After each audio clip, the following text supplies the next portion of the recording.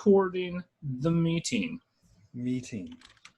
Obviously, you can edit out my terrible opinions. Exactly. That's what I'm going to do. That's the main thing. Hello, Nate. Hello, Preston. It's been a while. I like that your name says Natha. There's no N. Where's the N? Although mine says I'm my wife right now, so yeah, it does. I'm gonna change that. I'm gonna keep mine. I don't know how to do it. Try to put this on YouTube too, so we might just have the video. Okay. Cool. Hello to anyone listening, and by that I just mean mom and dad. Just mom and dad. Because no one else is gonna give this time of day. If you don't know us, I'm Preston Loomer. And I'm Nathan Loomer. We are collectively the Brothers Loomer. Yeah. Not the only Brothers Loomer, we're just this set of Brothers Loomer. Yes. Maybe. We don't know. Maybe. We don't look enough alike. We can't prove we're related. That's probably not true. I think we can prove we're related. Not when we were younger, but... Yeah, I know. Although Mom did mix us up. That was really funny. When she sent me that photo. I wasn't sure, though. She was so sure it was me. And I was like, that is not me. I know what I look like. And Jess was like, that's definitely not you. All right. So what we do on this new thing that we're trying out, because we're bored and quarantined, yes, is we watch a bunch of weird movies and then talk about them. Because why not?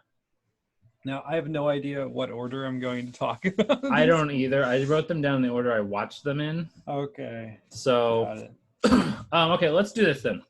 Let's just go. I can do that too. I'm going to list all the movies that we watched, and then we can just go through. I think we should just start with the one we liked the least. The least, yeah. And work up to the one we liked the most. And I think what we're going to do is like take 10 minutes or so per movie, and then we can discuss, like, you can say, like, whoever watched it for the first time can say, like, this was new and this is what I thought of it, and then the other person can kind of like defend why they picked it. Yes. Cool. Yes. Okay. So the movies are: Nate picked Brazil, Shock Treatment, Speed Racer, The 5,000 Fingers of Dr. T, and Phantom of the Paradise. Yeah. And Preston picked the original Texas Chainsaw Massacre, Behind the Mask, The Rise of Leslie Vernon, UHF, Friday the 13th, The Final Chapter, which is the fourth film, if I'm correct. Number four. And Mallrats. Yeah, great. Little thing, if we haven't gathered, Nate likes weird musicals, and I like stabby movies. Stabby movies and Weird Al. Yes. Yeah, Weird Al, Kevin Smith, and stabby movies. That's it. If those three things come together, it'll be the perfect film. Yes. I actually was like, Weird Al should make a movie version of the, what's the song? Nature Trail to Hell. The one that he does, it's about like those kind of movies. Yeah. Cool. So let's go back to the one we like the least. You want me to start? You can start. Yeah, I'll listen to it. I'm not. I see the value in it, but I really Friday the 13th, the final chapter was really hard to get through. Whoopsie, where'd I go? It's a thing. Yeah, it's a thing. I know it's a normal formula, but I was just there going, why the whole time? Like, the main part I had a problem with was thinking that one of the teenagers was going to be important, and none of them turned out to be important. Which, I mean, I guess maybe you should have seen the other three before that, because it does do that sort of setup of like, here's all the important people you normally know. Like, I like that they have that one girl who's like, this is the virgin, and then she has sex and gets killed like immediately, and you're like, nope, that was it. That's not it. Okay. But Crispin Glover being just the weirdest teenager. Like, he's not.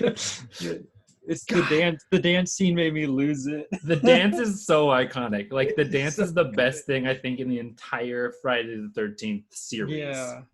It's funny. And I also love the thing that I think about Final Chapter that's great is that you can put it in without having seen any of the other ones, and you have that 5-minute highlight reel where they're like, here's everything that's happened up to this point. I will say the film gets going very quickly, which is nice. Yeah. Like immediately it's like, oh, he's out. He's going again. Friday movies do that.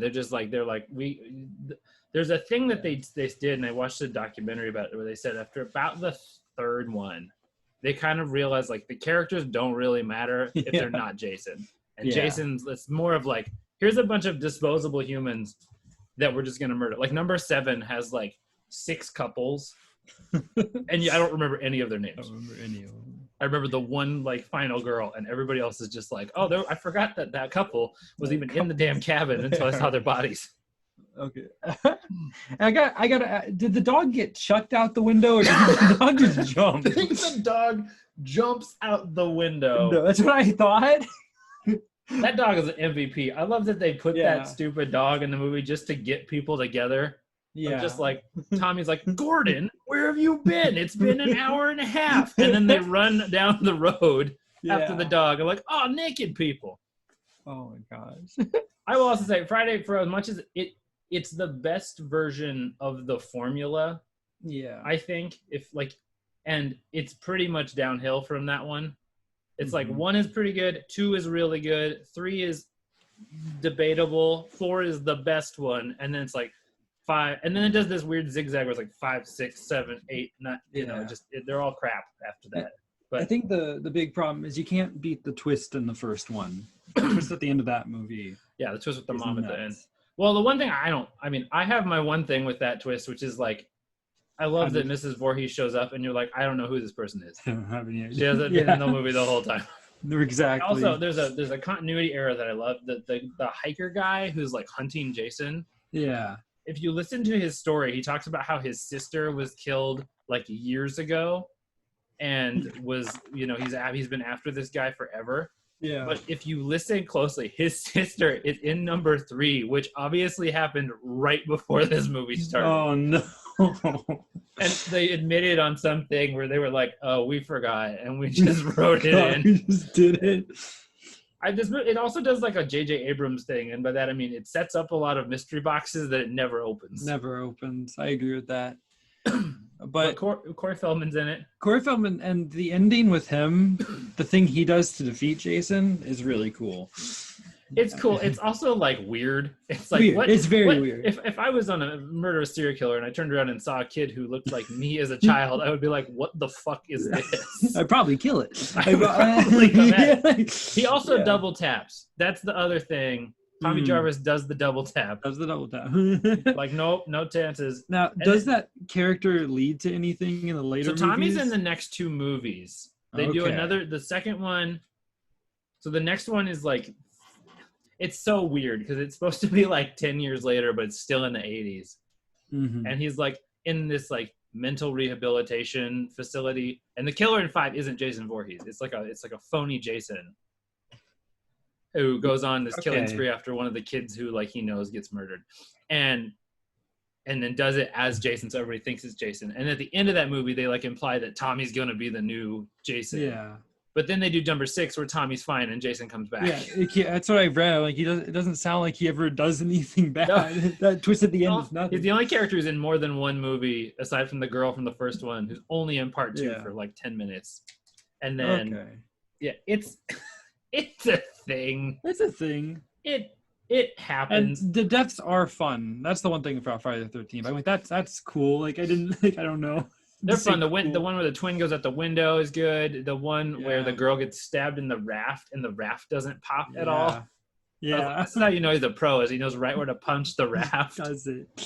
And then she makes the best face where she does that like eye cross, like tongue out thing. Yeah. Yeah. Oh gosh. I think 3 all I have on it, but cool. I think 3 has better deaths than that one does, but 3 is also like 3 is a weird. I do want to go back and watch 2 and 3 now. 2 is really good. 2 is probably the best. A lot of people say 2 is the best one.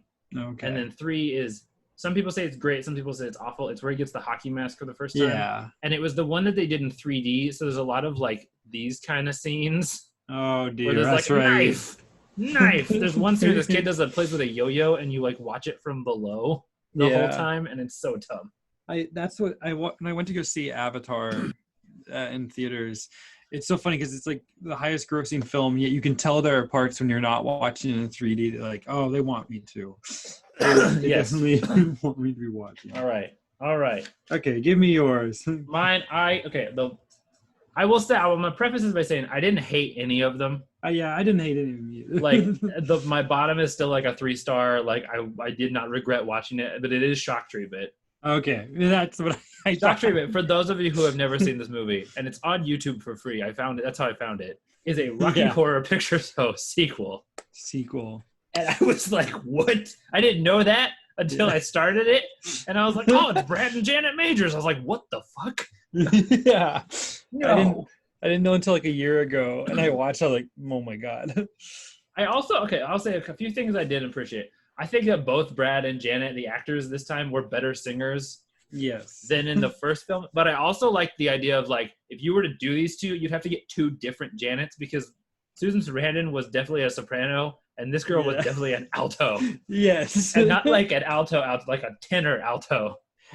I'm sorry I gave you 2 films with the same actor. It's fine. I didn't even mean to. I forgot. She was good at both of them. It's just ridiculous. Yeah. Well, it's ridiculous. And then it was weird because I was watching it and I was like, one, I hear the same kind of themes that played through the thing. And I looked up the movie afterwards and was like, holy cow, I didn't realize that this was intended to be like the entire cast was back. Yeah. Except they were going to have Tim Curry play Brad. Yeah. Which I said that in my notes. I was like, this needs more Tim Curry. This needs more Tim Curry.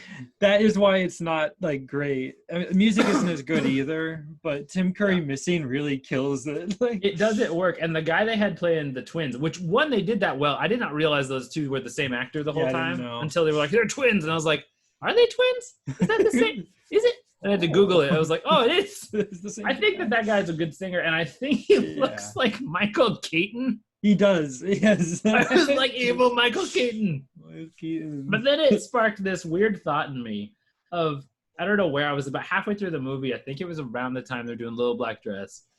And I was like, do you think they'd ever do the Rocky Horror Picture Show with Muppets? Oh my god. So, I want to see that. Who would play what?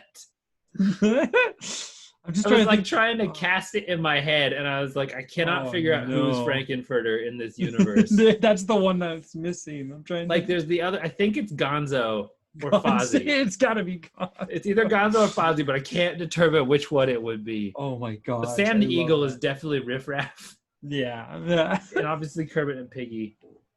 Oh god. And then I also just like that at the end when they revealed that there was Bradley and Farley. I was like, wait, Farley was his first name? Who names the kid Farley? Farley, yeah.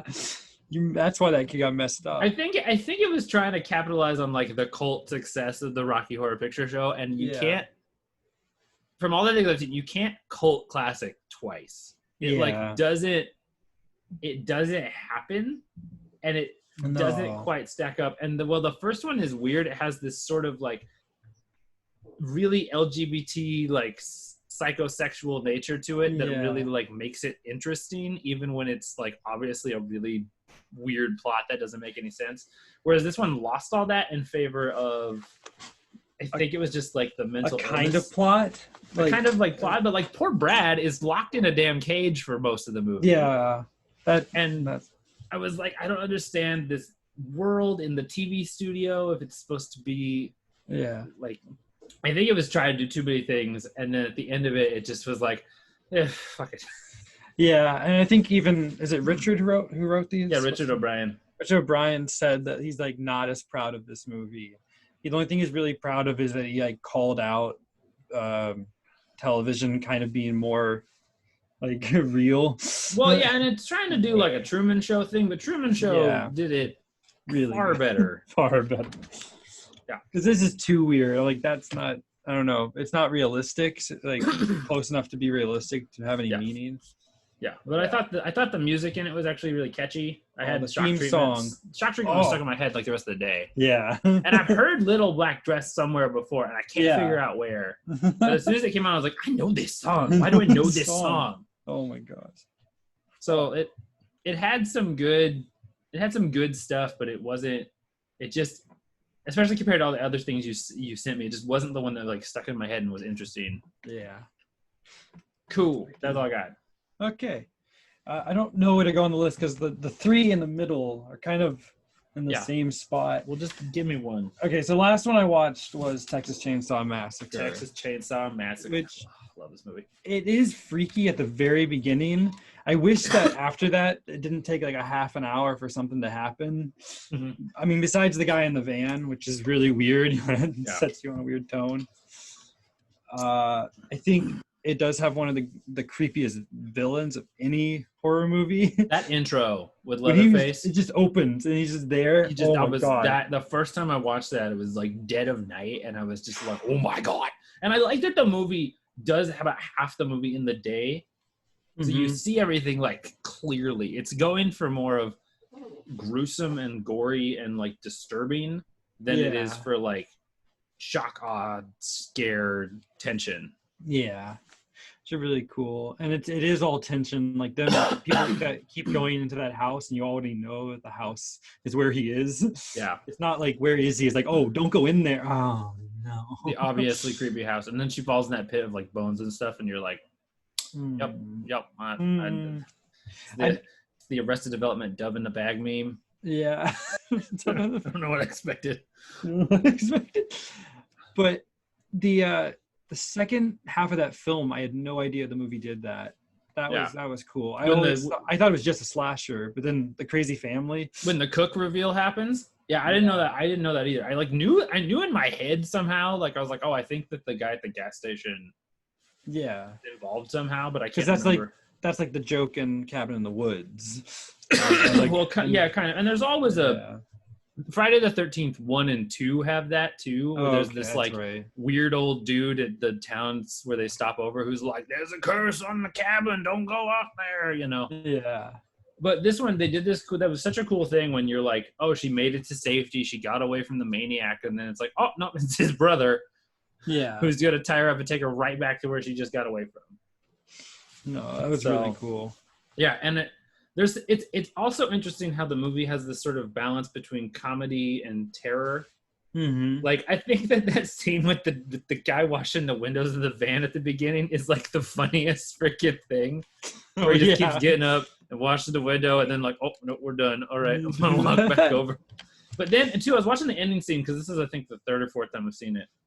And I was like, if you change the music and some of the editing on this final, like that scene where they're in the house and they're at the dinner table and Grandpa's trying to like whack her with the hammer.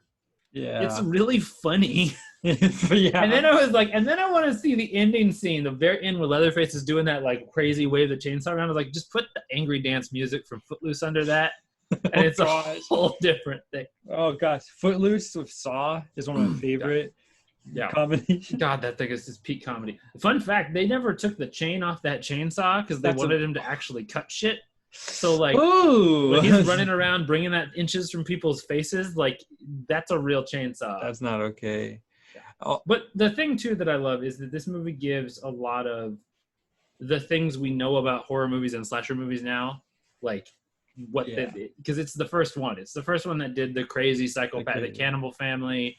It's the first one that did like the kind of, I'm going to throw up just like a dead body in the middle of a room and you have to just look at it for a second thing. It's the first movie that did the sort of like creepy hitchhiker out in a boat. Yeah. And it did the thing that Blair Witch tried to do too, where it makes you feel like it's almost a real thing that you're watching. Like this almost is a reenactment of something that really happened. I love the cameras in this. It looked grainy, but like to a weird real extent. Yeah. Also, it's really cool they had a character in a wheelchair. I don't know why that was cool. Franklin. I wish Franklin wasn't so freaking annoying, but I know, but it is cool. And I immediately, though, right as the film started, I'm like, I don't think he's gonna make it out of here. I was like, there's no way. I was, and it does the stereotypes that Cabin in the Woods gets of the the whore, the jock, the intellectual, the fool, and the virgin. Yeah, it doesn't give them all of the like broad versions of those, but you have that core sort of idea, that little group. And the movie just ends.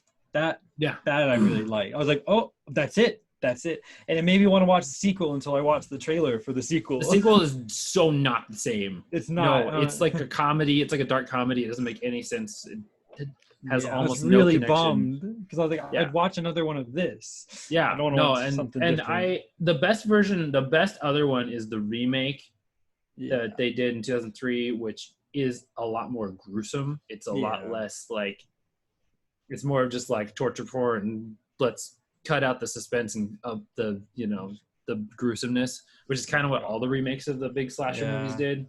It's probably because they have in mind that people know what this movie is. And I think this movie is smart that like audience are coming to this for the first time being like, what am I getting into? Well, and think about the 70s too, when this wasn't a thing. Like now we have, now we have these everywhere. But like you're walking into a movie being like, what the hell is the Texas Chainsaw Massacre? Yeah. Like, and is that going to be as horrifying as it sounds? And then you hit this thing where it's like, this might be real. Like this may be what happened. Yeah. And that first shot, all the like the weird not quite skeletons, the decaying like bodies, which are only there to get the kids into Texas, and then after that they have no purpose. So that's my thoughts on that. Okay, good. Let me go to where's my next one? There it is. All right, next one is Speed Racer. Speed Racer. Finally got you to watch it. Oh my gosh. There were so many thoughts. I was like, I spent about the first 10 minutes trying to figure out if his teacher was Helena Bonham Carter. It's not. But I thought. But then my favorite thing is they were like, Speed Racer. Stop thinking about driving cars fast. And I was like, the kid's name is Speed You did this. Racer. Yeah. What do you think he's gonna do?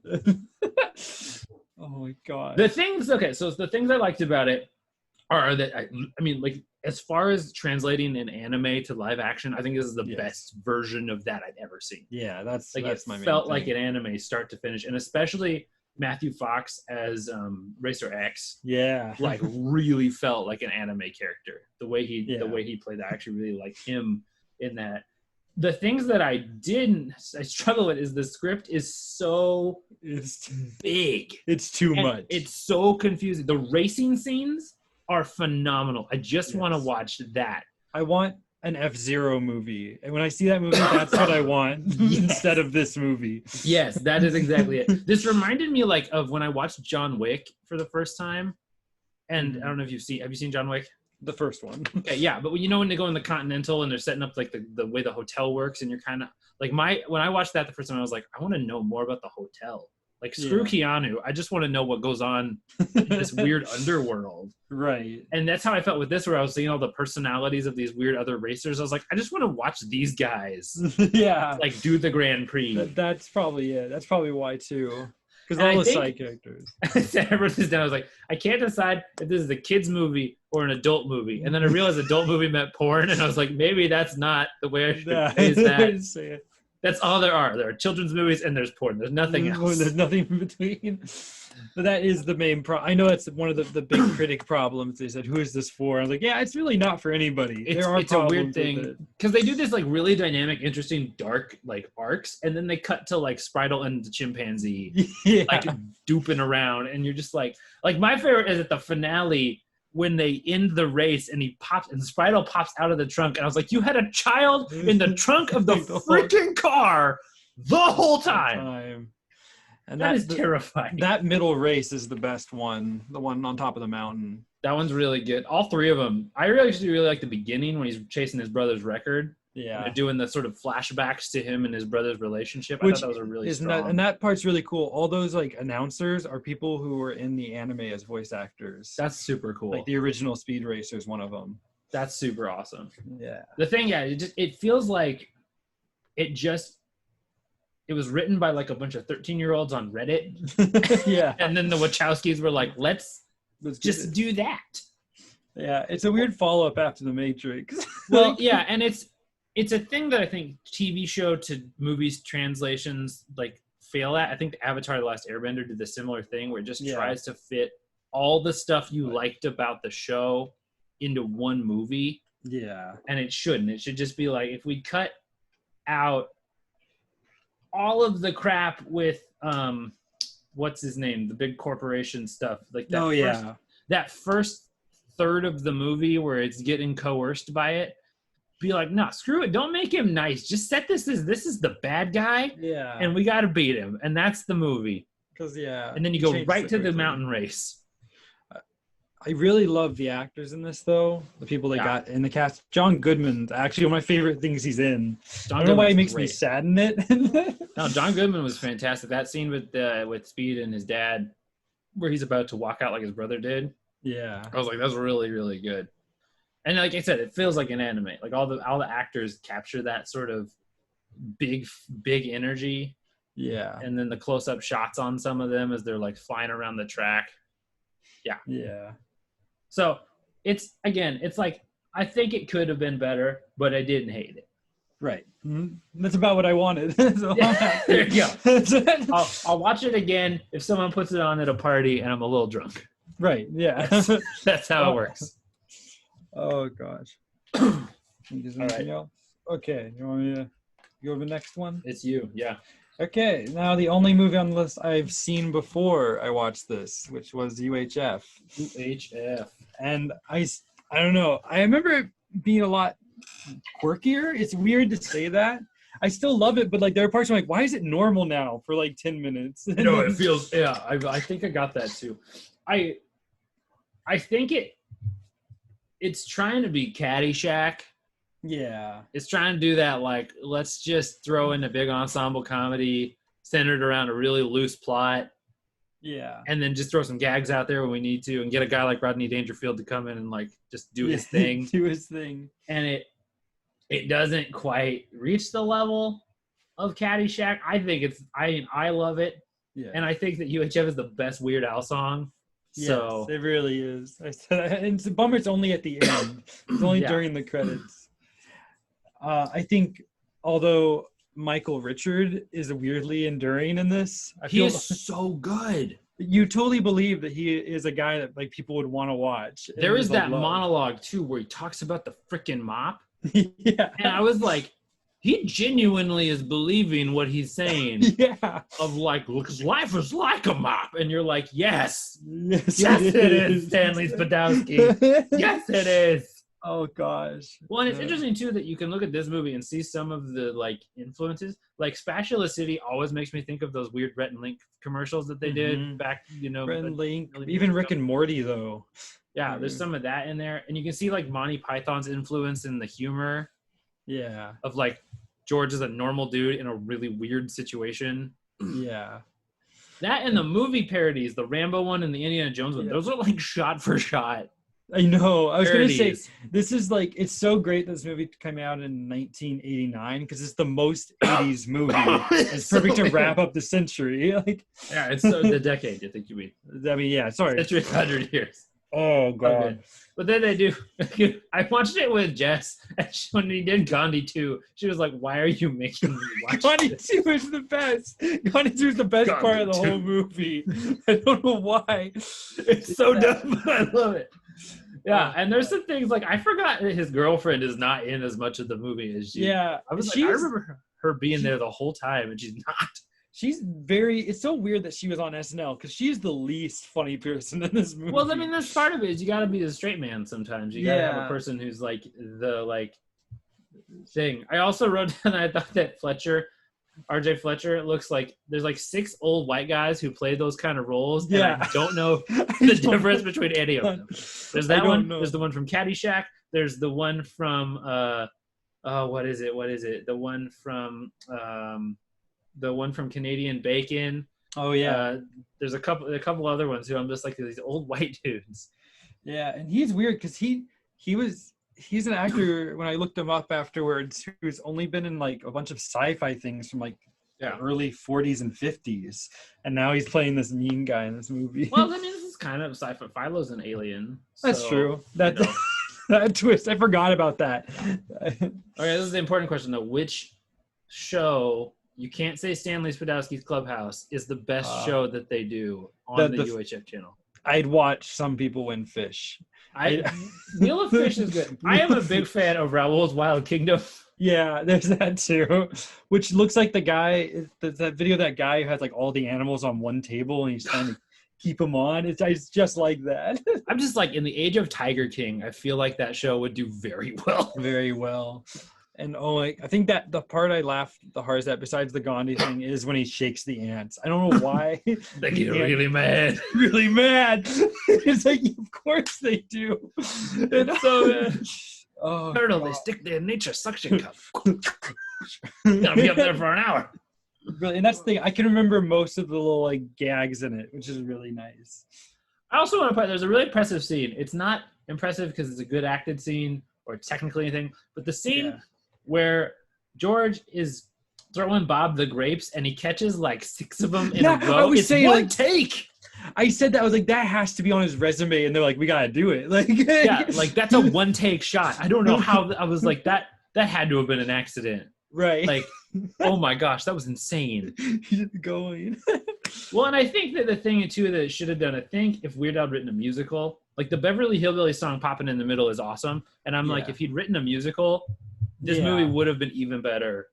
Right. Like, I think that his music didn't. He was trying to do to the movie what his music does to other music, and I don't think it quite got there.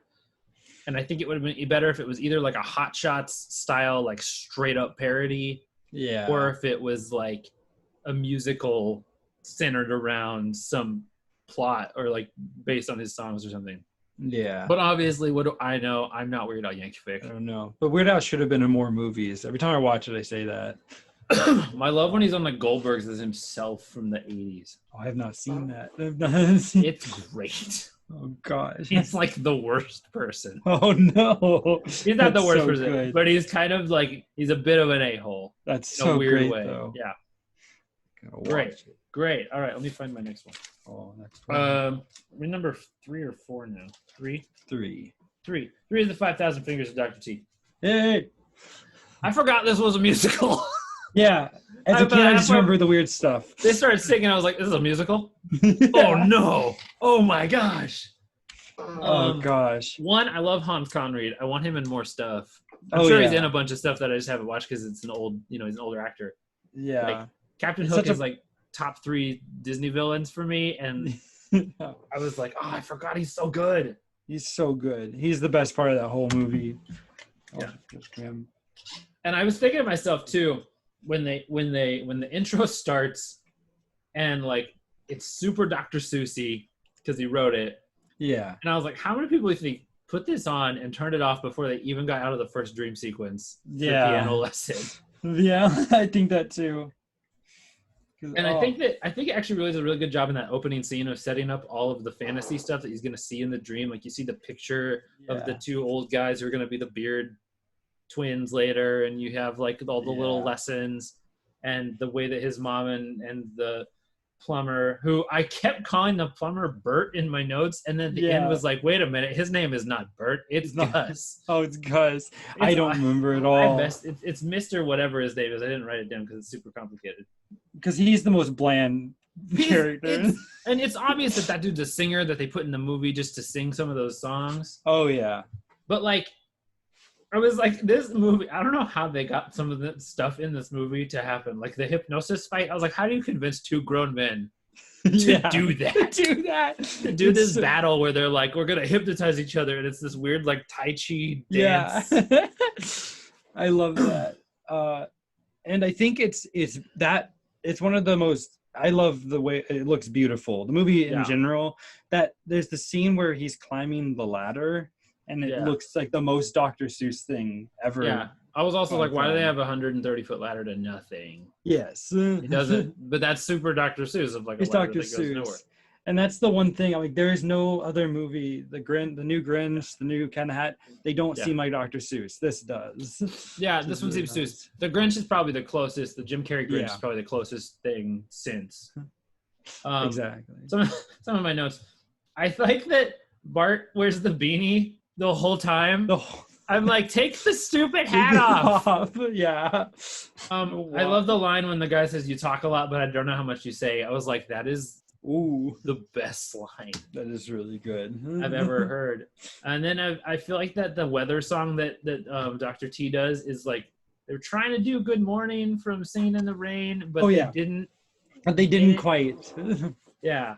Which is maybe what a lot of the movie is. Like, it's not quite what you were going for, was it? I love that Gus is just like, oh, Dr. Terwilliger has his own money that he's paying me in. That's fine. Yeah. And I love that the villain in this is like whimsical. Yes. You don't get whimsy villains anymore. They're either like big evil dudes or like sniveling little assholes. You don't get a guy who's just like weird. Weird dude. And that's probably why he freaked me out as a kid. I also think that the prison dance scene where they show all the different instrumentalists who've been locked in that prison is the most Dr. Seuss thing in any movie ever. Yeah. I was like, this is so Dr. Seuss with all these weird creatures coming out and doing all this stuff. And then the plumber mysteriously has a blowtorch. And stuff just happens in this movie. Stuff happens. I like that the twins' entire life force is in their conjoined beard. Yeah. Which then I'm like, what? I was trying to think to myself, I was like, how do you do that? How do you grow a beard at the same time together? Were they born connected like that? And it's just some tie them. Why did I write that? Oh, and then I said this is obviously a prequel to Psycho. This is Norman Bates as a child. As a child, this is the build. And then my absolute favorite thing is when they're doing the finale and the kids are at the pianos and they're like, just goof off. And there's that one kid who's just crying the whole time. Okay, go watch it. There's one kid. I gotta go watch it. He just like, and it's clear that it was not a direction thing. It was clear that kid just did not want to be there. Oh no! And there's like other kids who are like, yeah, let's play. And he's like, leave me alone. He's just so sad. So he just does not want to be on camera. Yeah, good. And this is the only movie I didn't rewatch when doing all this. Is the dungeon guy still as weird as? Oh, he's the so elevator weird. Dude. Yeah, with the weird like executioner's hood. It sticks in my head. I can never forget it. Dungeon floor, third floor. Yeah. I also want to point out Bart is obviously the real villain in this movie. He kills the twins. Right. He steals a dude's hearing aid. He legitimately commits like domestic terrorism to this entire facility. Yeah. He makes it illegal. He uses a chemical weapon to fight off this guy. Yeah. Oh, it's the weirdest thing. It's such a weird movie. And then it has the audacity at the end to be like, it was a dream. Or was it? It's like, it was a dream. and then Dr. Seuss never made another movie. Yeah, because this flopped. He's like, ugh. Yeah. Which is what happened with the Grinch, and then the Grinch did well, and they're like, okay, maybe we can make these, and then Cat in the Hat didn't do well, and it's like, no, never again, no more movies. That's because it's Cat in the Hat, though. I mean, that's what they. I haven't actually seen all of Cat in the Hat. I've seen like a third of it.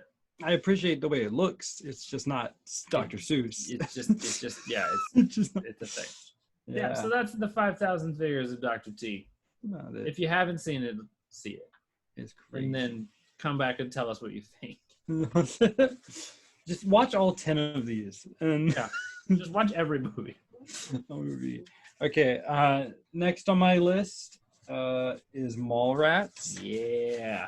Which is a good sequel to Clerks, it's weird to say. It's not, it feels like it's a sequel to in that series. Well, I mean, here's the thing. Kevin Smith made the original shared universe. Yeah. That's not true. The Universal Monsters did, but he made like a shared universe 15 years before Marvel did it. Right. So great. And he uses Jay and Silent Bob as his like Nick Fury, who kind of pop in and out of the film. Which every time Jay and Silent Bob pop on screen, it just it becomes like the best movie. It's super good. And I loved it in real life. Their relationship is like reversed, where Kevin Smith's like the one who doesn't shut up. Yeah. Dave uses the quiet one. I always think of you and Rex whenever I watch that. I know. I'm always like, that's Nate and Rex right there. Right there doing their thing. Yep. You would obviously be Silent Bob. I'm Silent Bob. Yeah, because I'm a big guy. Also, his hair down. And Jason Lee is amazing in this. I love him in this. I was watching this one again. I haven't seen it in like a couple of years, and I was like, I think Brody is just you. I'm like, why is this you as a comic book like? Oh gosh, if I was on the dating game, that's what I would do. It's the funniest thing. Will you shut up? He just like keeps saying it to him. I also just love that this movie has Michael Rooker in it. Like, I want Michael Rooker in more stuff. Which one's Michael Rooker? Michael Rooker's the guy who plays the girlfriend's dad. He's Yondu in Guardians of the Galaxy. Yeah. I've seen him in like 3 or 4 things, mostly the James Gunn movies, because he did like all of those. Yeah. And he's freaking fantastic, and he doesn't get enough praise. Oh, gosh. And then it also has like the OG Stan Lee cameo, which is more of a, like, not even a cameo. It's like a full scene. It's a scene, and it's good. I was like, that is like one of the best scenes of the movie. How it's super good. Good he does. It's not true, because Stan Lee has been married since was married since like 1940 something. Yeah. So like all of him, like I've been with plenty of ladies. It was like, well, okay, sure. okay, Stan. Like, really, you've been in a committed relationship for 70 years. Also, well, and the cool thing is, have you seen Captain Marvel? Captain Marvel. The one with the lady. The new. When he's on the train in Captain Marvel, Stan Lee's reading the Mallrats script, working on his lines. Oh my gosh! Yeah, that is so brilliant. Yeah, it's the best cameo. And Kevin Smith, when it came out, was like, "I'm canon in the Marvel universe now." Yeah, I'm there. Oh my god! I legitimately watching it was taking like notes, and then around the dating game, I just stopped writing things down. I just watched it. The ending is really great. Yeah, how fast and like nuts it gets. It's super good. It's got a pre-fame Ben Affleck in it, who is perfect. Who is supposed to be? That's the role he was born to play. That and Batman, man. Yeah, he and Matt Damon do Dogma with Kevin Smith too. Yeah, which I haven't seen Dogma. I've seen really hard to get a hold of. I looked up clips from it, and that's like it. Well, he won't distribute it now because it's a Weinstein picture, and you don't want to, like, you know. Ooh. Let's not do the Weinsteins. Yeah, makes sense. And I also I stand Silent Bob as a Jedi. I don't think that was an accident. I think he used the Force. That was him. Yes. Yeah. Oh gosh. There's so many things. I love Kevin Smith's dialogue. I think it's freaking brilliant in every movie. It's good until it gets a little. You until the character doesn't sound like them. Sometimes it sounds like Kevin Smith. And you're like, okay. Well, and it doesn't translate in arguments really well, like when the heated emotional stuff comes in. But when they're just having a like debate, it's and Kevin Smith. I mean, his big thing is he like writes for himself. He like writes movies that he wants to see. Exactly. And this is regarded as one of his not so great ones, compared to Clerks and Chasing Amy, which are like around it. So this one, I feel that. Yeah. I think it's underappreciated though. I think it's still really strong. Yeah. And I was like, this is me and my dudes at the mall. This is me and my buddies at the mall in high school. Like, this is what we did. Which is great. It does feel like that's like something that could actually happen. Yeah. But there was one part when the girl is yelling at Jason Lee in the elevator, I could not understand a word coming out of her mouth. And you don't see diction problems in movies that often. You're like, do another take. Like, no, it's good. We can't understand a thing, but it's a mouthful. It's a whole thing. Yeah. Yeah. I don't know what more to say about that. That movie kind of simple, so like... there's not a lot. I mean, there's more in it than you'd think, but like, it's just if you love comic books and you love nerdy shit, this is the movie. If you're a skateboarder, as well. If Syndrome is your favorite Pixar villain, watch this movie, which he should be because he's the best one. Okay, well then we can move on. Okay. My next one is Phantom of the Paradise, which I believe was a musical. Oh my gosh, this movie. There was so much in this movie. This was so much movie. So much movie. I rewatched this with Lola, and I forgot how much movie is in this movie. I was like, oh my gosh, I don't even know what to think of this thing. There's so much going on. Well, and it was like, okay. So you've got Phantom of the Opera, Faust, The Picture of Dorian Gray, the Rocky Horror Picture Show, all thrown into one big pot that feels like a Darth Vader origin story. Oh gosh, it really does. With music written by the guy who's playing the villain, who writes lyrics like Neil Peart from Rush. I was like, what is this song? This is so complicated. Yeah. I loved Beef. Beef is the best character. I wanted more Beef.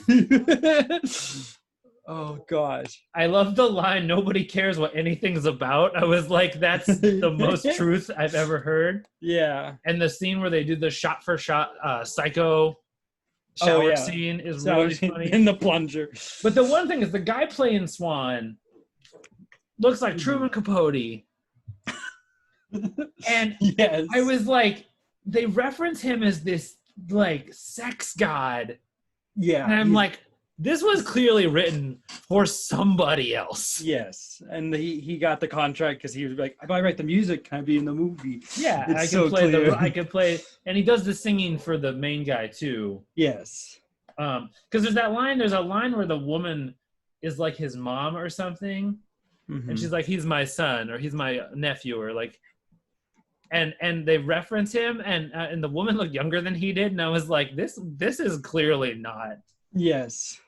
And then he's Dorian Gray and the devil, and they're basically doing Bedazzled, which is a Faust story. Yes.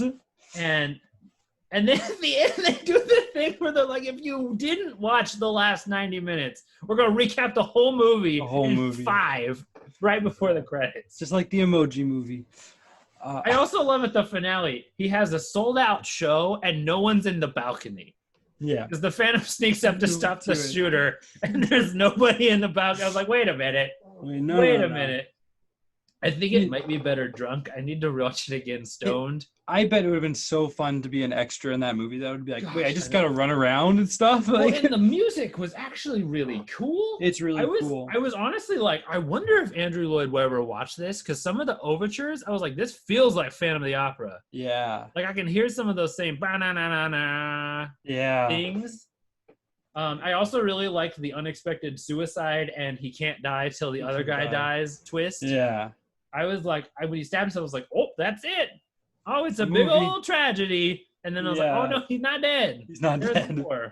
And the outfit of the main guy is one of my favorite things. Look wise, it was like Owlman. That's what inspired Daft Punk. They saw that movie and went, we need helmets. That's actually really cool. Yeah. I would watch the shit out of that cantata. I would watch the entire thing. I was like, this is my jam. Yes. This is like Kiss meets the Misfits meets every rock musical I've ever enjoyed. Right. And the lead guy's name is Beef. Beef. Oh my gosh. And there's that thing though. It's so funny because I understand the audience like goes nuts over Beef, and I get it. That was amazing. That's like, and then you see him catch on fire, which is kind of a bummer because then she comes out and sings like a quiet song, and that's the one part of the movie where I'm like, why do you like this? This is so boring. Yeah, I don't know. You can see extras in the audience like not looking at her like. Yeah, it's the one time I forgot that happened, to be honest. That's how boring I found that. Yeah. I also like they didn't show Swan for like the first like 30 minutes. You just have this mysterious sort of, I thought he was the Phantom for a while, and then they changed it. And I also like that they sent the guy to Sing. I was like, that's a good pun. Yeah. Nice music pun. Excellent. It's weird. I think I'd have to watch it again to really get it. And given that I've seen like 2 other Brian De Palma movies, one of which is Mission Impossible. Yeah. The other one is Carrie. Like, so those are pretty straightforward movies compared to this. Yeah. So I think maybe I just need to like cook up some pot brownies and watch this again. Something. Yeah, I agree with that. I've watched it 4 times now, and every time I think I enjoy it more. But I do see the Brian De Palma sort of interesting cinematography. It looks really good. Yeah. And I really liked that. I said the one thing I didn't like about Beef is that he has a wig that looks like everybody's grandma. Yeah. Other than that, he's the best character. Oh gosh. And sorry, there's one thing I have to talk about. The shot where there's 2 shots going on and you can like make out the volume from both of them is one of my favorite shots in all of film. It's really good. Yeah. Like it's a better movie than it should be. Yes, that's what I thought too. I think if they cut a couple of Swan's like devil shit things out that hadn't been like, we didn't need him to be Dorian Gray on top of being Satan. That could have been cut out. That was in that long scene where we just watched the Phantom watch the backstory of the bad guy for 15 minutes. I was like, we could have done without this. Yes, I agree with that.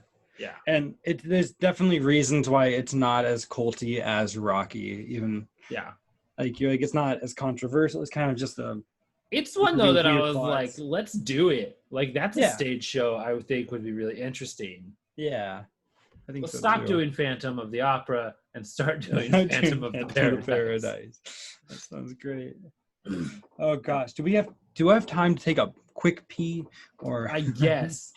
I'll just talk about stuff always by myself. You should have peed before we started, dude. Well, Nate's out. Again, reminders, the guy who directed Phantom of the Paradise directed the original Mission Impossible. And if you watch Phantom of the Paradise, you will be surprised at that fact. Same with the fact that the guys who did Speed Racer, I guess now ladies who did Speed Racer, did the entire Matrix trilogy and soon to be quadrilogy because that's coming out soon. So there you go. I think we're just going to diddle down and wait for Nate to get back, and I will probably edit out about a third of this long awkward pause. He's back. I don't know what you were saying about me. He was literally just telling them the size of your body. Every piece. Pinky toe, 72 centimeters. Oh my God. That's actually a huge. That's like huge toe. Yeah. You do have weirdly long digits. It's long thing. Yeah. All right, so now we're down to these are the best two movies. These are the best two. These are the two, and I was like, when I picked this list, I was like, this is the one he's gonna like. Which is not what I expect. I thought this was just a horror film. It actually is the second last to watch when I watched because I wasn't really feeling like horror films lately. Yeah. And I was like, oh. And then I started watching like, oh no. Yeah. Oh, no. So this is Behind the Mask, The Rise of Leslie Vernon, which is a cult slasher flick. Yeah. It's a slasher mockumentary. It's dark comedy. It's brilliant. And it basically makes like the history of slasher movies like actual history. Yes. And it stars a guy named Nathan as the main character. That's his only movie. He did like one other thing. He looks so familiar for some reason. I think he looks. Oh shoot! What actor? It's not. There's a guy who I went. That guy looks like. I think was it the guy who plays Fred in Scooby Doo? Oh, Freddie Prinze Jr. Yeah, Freddie Prinze Jr. I went. That kind of looks like. I guess you can see that. Yeah, he looks a little like him. And so I was really weirded out when I found that out because I was trying to figure out where I knew him from. And I think that this movie, like, I think this should have done what Scream did. I think this should have taken off way bigger than. Oh yeah, this is way better than Scream. This is brilliant. Like it's really, and there are, I don't know. The first hour of the movie is all documentary style. Yeah, except for the opening shot. Except for the opening shot, and I don't know. I don't know why the whole time it's just. I guess I've watched a lot of slasher films. You have to watch a lot of slasher films to enjoy it. I know that. Yeah. I would say you have to at least watch the big, like 4 big slasher films. But really it's get it. So detailed, like the steps that he goes through. I've seen that. Well, and just the stuff. One, this movie has the best Robert Englund cameo of any film. Mm-hmm. Robert Englund, for those who don't know, is the actor who plays Freddy Krueger in the Nightmare on Elm Street film series. He's in this movie not as a villain. He's like the doctor who comes to stop the bad guy. Yeah. And when he showed up, I was like, this is awesome. Yeah. Like he's so good. And Robert Englund's a really good actor who doesn't do a lot of good stuff because he's been Freddy Krueger so long. It's really sad. Fun fact, there's also a cameo at the beginning of the movie of Kane Hodder, who's Jason Voorhees in the final 4 of the 12. Oh. He's the neighbor on the porch. We're like, sir, do you want to talk about your neighbor, Freddy Krueger? And he just closes the door and walks away. Oh my gosh. Yeah. So that guy played Jason more than any other actor has played Jason. Holy crap, that's so great. Yeah. And he's Victor Crowley in the Hatchet film series, which don't watch those. They're terrible. Gosh, they're awful. But the only one problem I had, and I called the twist. I mean, I should go through the movie first before I say it. Well, spoilers. Spoilers. We should spoil it every movie. We've really spoiled everything on this list already, but we're an hour into the podcast. Spoilers. I literally, like, when I was sitting there watching with Lola, I went, that girl doesn't feel like a virgin. And that girl does. And I went, oh no, I think I just called it. Yeah. Like, uh-oh. I did it too. I did it around the time when they cut the camera crew into the movie reality. Which is like the coolest thing when shit gets real like that. I was like, oh, the Taylor's the virgin. Yeah. Like that. I was less expectant of the virgin not being a virgin scene. Yeah, I love that line where she's like, "Her a virgin," and then she's like, "Fuck you," and he's like, "You would." Yeah, I was like, "That's the funniest dialogue." And then she jumps out the window, just goes for it. She's like, "I'm out of here." Yeah, I think it both does a good job of being a real slasher flick while subverting like the expectations of a traditional slasher flick. Yes. I really wish there was a sequel to this. Yeah, and I also love the way it sort of goes that like Leslie's like the Michael Myers, Freddy Krueger, Jason Voorhees killers, and then the guy who plays Herschel in The Walking Dead is like the is like Leatherface, the kid from Black Christmas. Yeah, all that stuff. Those other slashers, which is so great. Yeah.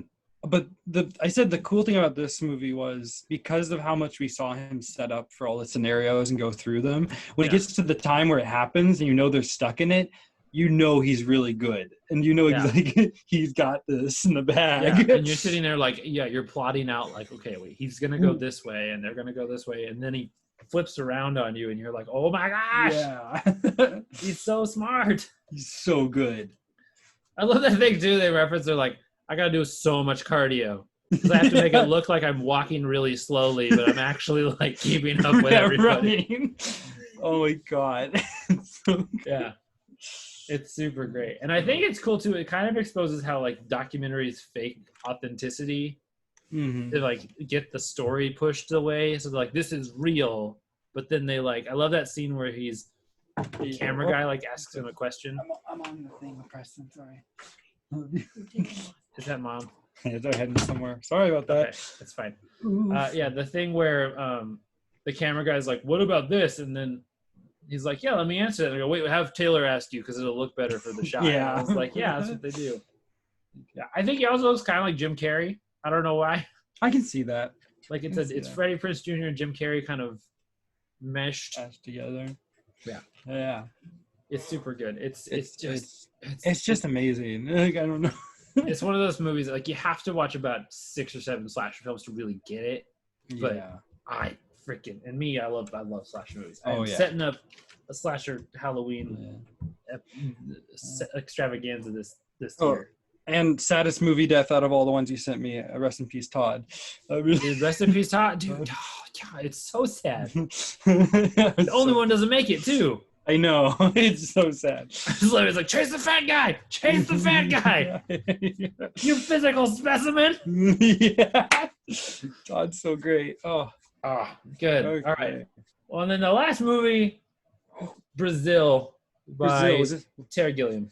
I didn't guess this would be your favorite, and I'm surprised I didn't. It was the first one I watched, and I was like, this will set the standard, and then nothing topped it. It's really good. Well, okay, so I love Jonathan Pryce. Pryce. I loved him in Game of Thrones. I loved him in the Pirates of the Caribbean movies. I just saw him in Two Popes. He's. I feel like he needs more respect in that echelon of like older British actors who we just don't talk about enough. Yeah. Like he should be up there with Patrick Stewart and Anthony Hopkins as these guys that we like reference all the time and don't. But the one difference between him and all those guys though is he plays awkward really well. Like a little too well. I did not know Robert De Niro was in this movie. Best cameo. I was like, I spent about probably 5 minutes being like, is that Robert? That's not Bob. That is Bob De Niro. What the hell? Oh yeah. And every time that they went into the dream scene with the dream of it, I kept calling him Birdman. Yeah. I was like, this is a Birdman. It's movie. A Birdman moment. I like that. The one thing I didn't like is that I felt like the romantic subplot, and Harry, Robert De Niro's character, like you didn't need both of them. Yeah. Like I almost wish that the girl had been the maintenance worker and they'd done those two, like those had been conjoined. I feel like it just felt like the only thing that every time they went on the romantic subplot, I was like, oh my gosh. Yeah. I gotta wait another however many minutes. It's so weird because the entire time that happens, you're like, this is not what I asked from you, Terry Gilliam, when I watch your movies. Well, and I also was like really surprised that he didn't use more of the pythons. I was like, this is very Monty Python. Like you could see. Is it just Michael in it? It's just Michael Palin. I thought so. Who is my favorite character in the whole movie. He's so good. the twist, I didn't realize he was going to be the villain. And then when he was, I was like, ooh. And he's so just like way too nice. And I had a teacher in high school who was that kind of creepy, where he's just like super polite and nice all the time, and you're like, oh my gosh, he's gonna keep this a serial killer. What a brilliant thing, because Michael Palin in real life seems like the nicest guy too. He's also the only Python who's been knighted. Oh, I didn't know that. Yeah. What? Yeah. Not for pythons, because he narrated travel documentaries. Oh my gosh. Yeah. You're telling me John Cleese hasn't been knighted? No, John Cleese is not a knight. Eric Idle is not a knight. And the other two are dead. So are dead. Rest in peace, Graham Chapman. This guy's still directing, so we're going. Terry Gilliam's still directing. He said some stuff that made people angry about. I don't remember what. And I don't know. It's the last. This is like the only Terry Gilliam movie that I really like, though. Like I've watched Time Bandits and his newer stuff. Yeah, it's not. This is. I want to see. Have you seen his Don Quixote one? No, I want to see that one mostly because I love Adam Driver, and Jonathan Pryce is in it again. So like, let's watch. Great. I also, when the ending happened, when he ascended to the heavens, I sang the Dayman song from Story of Philadelphia. Oh my god! But I was like, oh, I wonder how much of the movie itself is a dream. It reminded me a little of like what they did with Joker, where you're not quite sure how much of the movie was reality by the end of it. Yeah. And then it felt. I was like, I can tell that somebody at the Super Mario Brothers movie staff watched this movie and thought that's the feel. I never thought about that. It is like Mario. It's the same. It's like the same dystopian style. I just think that like this movie it's weird, and it should be weird. Yes. And it's very clear that it was trying to do way too much. Yes. I think that's the thing with like bad movies and culty movies is like they're trying to make more happen than they need to in a single moment. Yeah. Weirdly, that's why I think I enjoy cult movies so much though. It's like overstimulus. That's why I enjoy bad like horror flicks. Yeah. Like, and I'll tell you right now, I sent you 3 of the good ones. Yes. I know. I will send you the ones I've watched since that are just atrocious. Oh gosh. That's the thing I was going through my list of all the movies I didn't send you, being like, I gotta We'll do another one in 6 months. Because I will say these are probably also like the okay ones and not all of them. These are and like I know and Shock Treatment probably was the only one where I was like, I don't know if I need to see this. But I mean, I only see people watch it because it's just so weird that there is a sequel out there. Yeah, I want to send it to everyone who's ever seen Rocky Horror and be like, please tell me what you think. Please. I think this is the weird thing. I think that some of the music in Shock Treatment is better than some of the music in the Rocky Horror Picture Show. Yeah. Now we're going back. We're just gonna do it again. And then I wanted a third one. I was like, let's do it. Yeah. Finish the trilogy right now. New actors for everyone again. Except they weren't like so. Magenta Columbia and Riff Raff and the narrator were all the same guy people, and they came back. Yeah, I'm surprised that they didn't get the other people back, the other two. Well, at that point, Susan Sarandon had like taken off, and Tim Curry had taken off, and Barry Bostwick was doing something. I don't know. Oof, that's such a bummer. It's a thing. It's a whatever. It's a thing. But now we send 5 cult movies we don't like. Oh my gosh, that'd be so hard. What are the 5 movies I watched and went, I hate this. I'm gonna send you Hatchet. I can probably think of one, and I'd have to go back through, because the only time I watch like movies I'm like, ugh, is when I watch Mystery Science 3000. Yeah, I'm gonna tell you too right now. Like most of the bad movies that I watch are all stab horror, like blood flicks. They're not. Yeah, they're not like weird. I don't watch a lot of like intellectual comedy that just didn't quite get. You're right.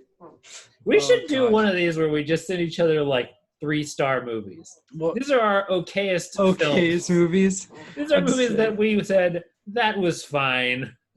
I wouldn't watch it again. I almost sent you Garbage Pail Kids, and I said I can't do that. There's a Garbage Pail Kids movie. It's got Anthony Newley. It's the worst. It's like the worst movie of all time that I've ever seen. So, oh my gosh, that's probably my number one. I found a recording of him singing Candyman. From Willy Wonka. Yeah. And it's the creepiest freaking thing. He has a whole cover album, and it's not good. I was like, this sounds like a pedophile coercing children with the candy. The candy. Which the song already has a layer of that. Yeah. And I should have sent you that. I should have sent you Candyman. Oh. We're gonna come up with a bunch. You'd have watched it at like 4 a.m. and then been like, I don't want to look in a mirror for the rest of the weekend. I watched Texas Chainsaw at 2 a.m., which was not smart. That is how I saw Halloween for the first time. And then that was when I was sleeping in the living room, and there was a neighbors across the street had like a bush that was like illuminated from the back, and it looked like Michael Myers just standing in the yard. And I was like, I'm not sleeping tonight. I'm not doing this. It was a mistake. Oh God. Oof. Well, that was fun. That was fun. We did it. We finally did it. No, it took us like a month. It took us too long. Okay, so I think the next one we need to do is less movies. Fewer movies.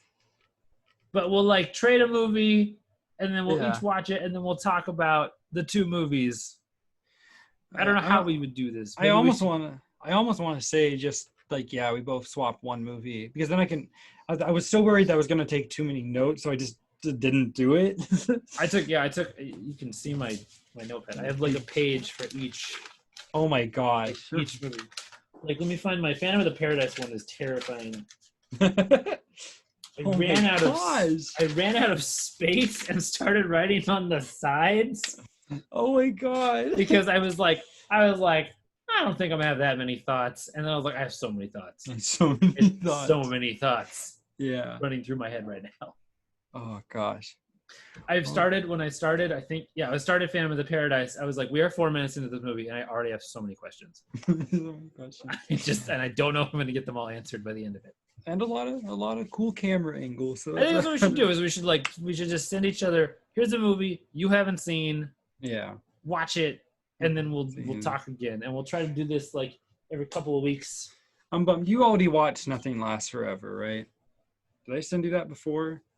The black and white one. That's like got the kid from Gremlins. No. Yes. Long time. I don't remember a thing about it. Okay. Well, you can send me it. Is that the one where he goes to the moon? Yeah. Okay. Like Bill Murray. Yeah, I don't remember that at all. So that might be one I think about. Yeah. We don't have to just do weird things too. I think maybe what we should do is either like favorite movie or like favorite movie from childhood, or we'll discuss it, and then whenever the next one of these happens, you will know what we've decided. Yes. Exactly. We're figuring it out on the podcast. This is just us trying to talk more because we don't talk a lot. No. I don't know. The only thing we enjoy are movies. I don't know. When you get closer, though, we could do one together. That's what I'm thinking as well. I'm hoping when we get back to Washington that I can come visit you guys like that first week or 2. Yeah. We're going to do like at least a week of quarantine because we'll be on a plane, and I don't really want to that's smart. risk getting some sort of issue. That's a good point. Good point. Yeah. But hold on, I'm gonna get one thing. Just stay right there. You can narrate. You can entertain the people. Oh, okay. I'll do it now. Now it's my turn. Okay, so Preston's about. I don't know. His toe's about 6 inches tall. He's got hair that's like kind of shorter than mine. He's got a dog. He's got a little buddy. I brought him. I'm actually surprised at how much he's been growing. Look how big God, he is. He's actually kind of big. If you're listening and not watching, I've brought my puggle into the room. Cody, Cody, say hi. Say hi. He doesn't know where I am. He can't hear you right now because you're only in my headphones. Oh, right. And he doesn't know what's going on. He's just looking at me. He's so cute, though. Oh, my gosh. He's cute. He's like on this verge, and we're like, don't get too much bigger because we can't take him on a plane if he's over 20 pounds. I'll drive. I will. And he gets motion sick. Oh, dude, never mind. It's like plane's bad, car's bad. We just picked the worst time to move. It's fine. You just gotta walk them. That's it. We just gotta. I'm gonna walk to Washington from San Diego. Yeah. Cool. This was fun. This is really fun. I enjoyed watching all of these weird things. I want to do it more. I want to do it more. I will send you a message about what we should do next. I've got some ideas. Okay, good. Great. All right. Love you, dude. Love you. Talk to you soon. Talk to you later. Adios.